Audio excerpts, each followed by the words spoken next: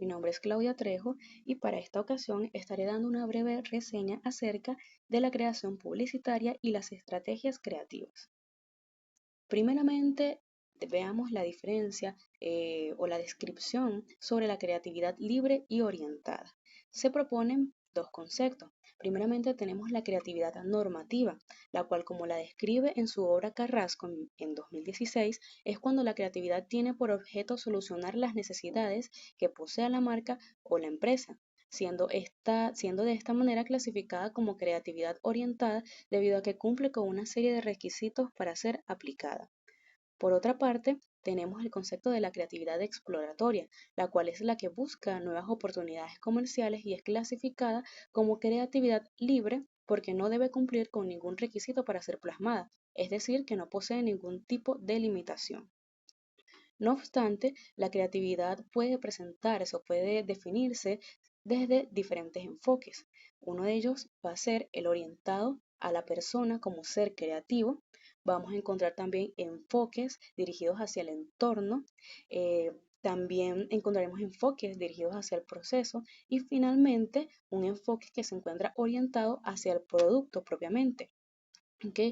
Del mismo modo, tenemos que Amabile en 1988 define la creatividad como la producción de nuevas y útiles ideas creadas por un individuo o un pequeño grupo de individuos trabajando en conjunto, pues desde la perspectiva del producto considerado, que en este caso va a ser mucho más fácil evaluar nuevas características y usos novedosos sobre los objetos o servicios en lugar de evaluar al sujeto y su entorno como generadores de una innovación. ¿Ok?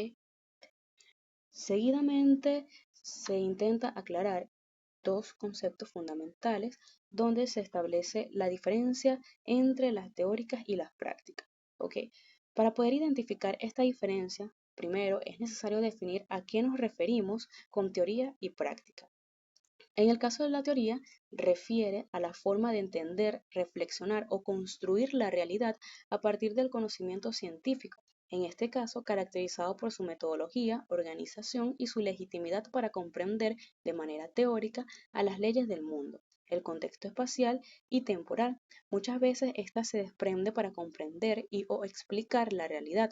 Sin embargo, siempre va a responder a un estado analítico y de abstracción mental. Por otro lado, la práctica hace referencia a las acciones aplicadas en un contexto concreto. Por ejemplo, el lenguaje, el cual es una acción práctica, pero sin embargo, esta no se puede dar de forma exitosa sin su abstracción mental, que responde, por supuesto, a la teoría. Para realizar cada proceso creativo, tenemos que este personal debe contar con ciertas características y cualidades que le van a permitir desarrollar el proceso creativo. Que estas características, ¿no?, que va a presentar esta persona deben ser, primeramente, que son personas responsables desde un punto de vista general y que esto se asocia con, más que todo, con anuncios publicitarios que pueden aparecer en internet, en medios tecnológicos de última generación, en la televisión, en revistas o carteles publicitarios. Por ejemplo, aquellos creativos publicitarios que trabajan en estrecha colaboración con los copywriters para producir mensajes publicitarios creativos, atractivos y eficaces. El perfil con el que debe contar un creativo publicitario es el siguiente, que dentro de sus cualidades vamos a encontrar que deben contar con una gran creatividad e imaginación, conocimientos de cultura artística y popular como fuentes de inspiración, por supuesto, conocimientos de diseño gráfico, informática, fotografía y nuevos medios de comunicación. No se puede dejar hacia un lado la capacidad de trabajar bajo presión, habilidades comunicativas y de trabajo y en equipo, capacidad organizativa y capacidad de trabajar con plazos de entrega muy ajustados. Por supuesto, destaca la autoconfianza, el sentido del humor y pues más que todo asociado al contexto en el que nos desenvolvemos hoy en día en nuestro país, por supuesto, la capacidad de trabajar con un presupuesto limitado. ¿Ok? Estas cualidades con las que cuenta un creativo no son las únicas herramientas que se necesitan para llevar a cabo la creación de un producto o de una estrategia, sino que pues ya tenemos una, digamos, una serie de técnicas establecidas, un mecanismo que permite apoyarse al creativo para que pueda ejecutar su arte, ¿no? Es por esta razón que el siguiente tópico a describir va a ser las etapas del proceso creativo. ¿Ok?